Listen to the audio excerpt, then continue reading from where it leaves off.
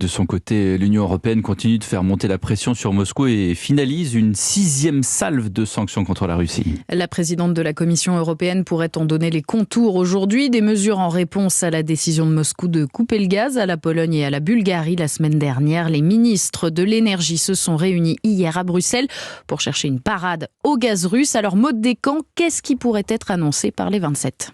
Eh bien, on sait que les 27 États membres souhaitent mettre en place un embargo sur le pétrole et les produits pétroliers russes. Ils représentent respectivement 15 et 30% des importations européennes. Mais une sortie immédiate du pétrole russe paraît compliquée. Hier, la ministre des Affaires étrangères allemande a indiqué que Berlin ne demandait pas un embargo immédiat, car, dit-elle, nous ne pourrions pas tenir un seul mois. Les ministres européens de l'énergie, eux, continuent à organiser la parade pour que les 27 puissent se passer du gaz russe d'ici la fin de l'année. La ministre de la Transition écologique, Barbara Pompili, a rappelé qu'il n'y aurait pas de paiement en roubles, comme l'exige le Kremlin. Les prochains paiements de gaz devraient avoir lieu mi-mai.